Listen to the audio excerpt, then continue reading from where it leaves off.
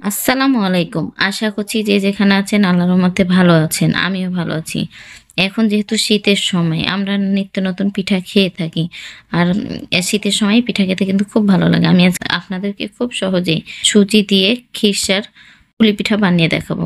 পিঠাটা ভালো লাগলে অবশ্যই চ্যানেলটা সাবস্ক্রাইব করবেন। আর ফেসবুক থেকে দেখলে পেজটি ফলো করবেন। প্রথমে আমি খিরসা তৈরি করে নিচ্ছি। দিয়ে দিচ্ছি রাজশাহী মিষ্টি বাড়ি ঘি। আমি চুলাটাকে অন করে দিয়েছি, জালটা রেখেছি একেবারে লো টু মিডিয়াম হিটে। ২ চামচ ঘি দিয়ে দিলাম। ঘিটা যখন হালকা গরম হয়েছে দিয়ে দিচ্ছি পুষ্টি সুজি। আমি এখানে ১০০ গ্রাম সুজির হালুয়া বানাবো। আমি সুজিটাকে দিয়ে দিলাম আর জালটাকে একেবারে লো হিটে রাখবেন। সুজিটা যেন পুড়ে না যায় সেদিকে খেয়াল রাখবেন। সুজিটা দেওয়ার পরে আমি নেড়ে চেড়ে দিচ্ছি। হালকা করে ভেজে নিচ্ছি। আর সুজিটা যতটা ভালো করে ভাজবেন খেতে ততটাই কিন্তু খিরসাটা ভালো লাগবে। আমার সুজিটা কিন্তু খুব সুন্দর করে ভাজা হয়ে গেছে। আমি এখানে দুধ ফুটিয়ে নিয়েছিলাম।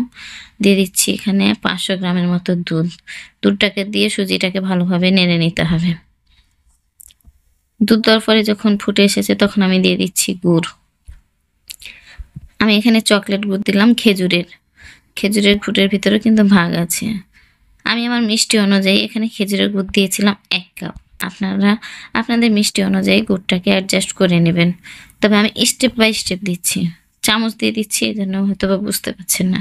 কিন্তু মেজারমেন্ট কাপে আপনি ১ কাপ দিয়ে নেবেন। আমি গুড়টাকে দেওয়ার পরে নেড়ে চেড়ে দিয়ে যখন ফুটে গেছে তখন দিয়ে দিচ্ছি নারকেল কুড়ানো ১/২ কাপ। আপনারা চাইলে আরেকটু বেশি নারকেল দিতে পারেন। আমি এখানে ১/২ কাপ দিয়েই খিরসাটা বানিয়ে নিয়েছি। এখন নেড়ে চেড়ে খিরসাটাকে তৈরি করে নেব। খিরসার ঘনত্বটা থাকবে এরকম। আমি লবণ দিতে ভুলে গেছিলাম। লবণটা দিয়ে দিলাম। আর লবণ না দিলে কিন্তু খিরসার মিষ্টিটা অ্যাডজাস্ট হবে না। আমার খিরসাটা হয়ে গেছে। আমি এখন আটা সিদ্ধ করে নিচ্ছি। আটা সিদ্ধ করার জন্য চুলার উপর কড়াই দিয়ে দিচ্ছি পানি ২ কাপ। দিয়ে দিচ্ছি ১/২ চামচ লবণ আর ২ চা চামচের মতন সয়াবিন তেল। তেলটা দিলে কি হয় যে আটাটা খুব সুন্দর হয়ে মোলায়েম হয়। ঢাকনা দিয়ে ঢেকে দিয়েছিলাম। পানিটা ফুটে গেছে তখন ঢাকনা উঠে আমি দিয়ে দিচ্ছি চালের গুঁড়া ১ কাপ আর সাথে দিলাম ময়দা।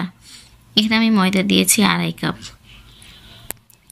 এখন ভালোভাবে আটাটাকে মাখিয়ে নিয়ে এখন ঢাকনা দিয়ে ঢেকে দিয়েছিলাম ১০ মিনিটের জন্য। ১০ মিনিট পর ঢাকনাটাকে উঠে আবারও আটাটাকে একটু নেড়ে নিলাম। নাড়ার পরে একটা পাত্রে ঢেলে নিচ্ছি।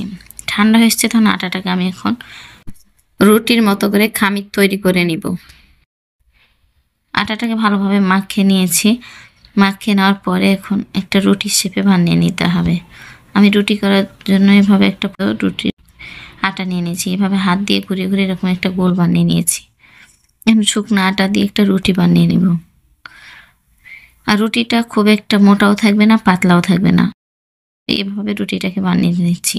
আর পুলি পিঠাটা ভালো লাগলে অবশ্যই লাইক দিবেন। চ্যানেলটা সাবস্ক্রাইব করা না থাকলে প্লিজ চ্যানেলটা সাবস্ক্রাইব করবেন। আপনাদের একটা সাবস্ক্রাইব আমার জন্য অনেক মূল্যবান। আমার রুটিটা বেলা হয়ে গেছে। রুটির মোটাটা এরকম। এখন এরকম একটা মগ দিয়ে আমি গোল গোল করে কেটে নেব। আপনাদের যদি পুরি কাটার থাকে তাহলে অবশ্যই এভাবে কেটে কেটে নেবেন।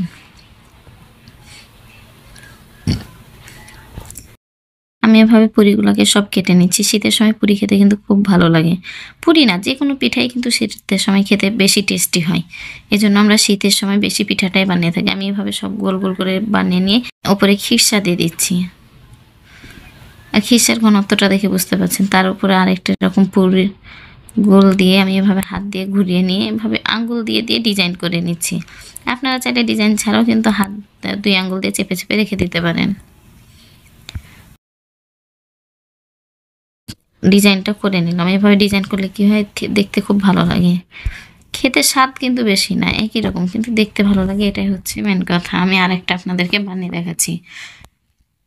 সেমভাবে খিরসাটাকে দিয়ে আমি উপর দিয়ে আরেকটা দিয়ে দিলাম। দিয়ে এভাবে আঙ্গুল দিয়ে চেপে চেপে সাইডটাকে চেপে দিচ্ছি যেন খিরসাগুলো বের না হয়।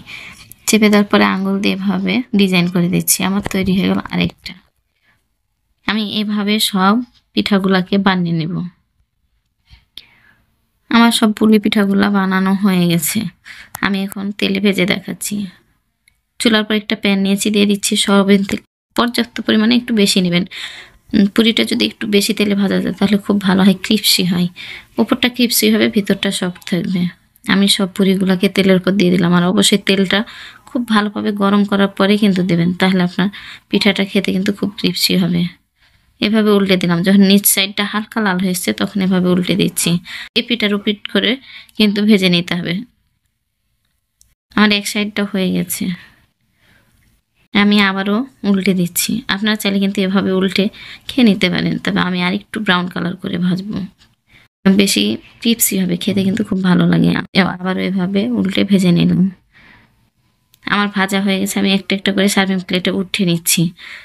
আর এভাবে পুলি পিঠা বানিয়ে কিন্তু আমরা ২-৩ দিন বাইরে থাকলে খেতে পারা যায়। আর প্রিজার্ভ করে রাখলেও আপনারা কিন্তু ডিপ ফ্রিজে রেখে দিতে পারেন। আমি এভাবে সবগুলাকে ভেজে নিয়েছিলাম। আমি একটা ভেঙে দেখাচ্ছি ভিতরটা কতটা সুন্দর হয়েছে। খুব সুন্দর একটা পুলি পিঠা বানা হয়ে গেছে। এটা হচ্ছে ফাইনাল লুক। আশা করছি সুজি খিসা ভরা পুলি পিঠাটা ভালো লেগেছে। ভালো লাগলে অবশ্যই লাইক দিবেন। লাইক দিতে ভুলবেন না। যারা চ্যানেলটা সাবস্ক্রাইব করেছেন তাদেরকে তো অসংখ্য ধন্যবাদ। যারা চ্যানেলটা সাবস্ক্রাইব করেননি প্লিজ চ্যানেলটা সাবস্ক্রাইব করেন। আপনাদের একটা সাবস্ক্রাইব আমার জন্য অনেক মূল্যবান। আর অবশ্যই কমেন্ট করে জানাবেন পুলি পিঠাটা কেমন হয়েছে। আল্লাহ হাফেজ।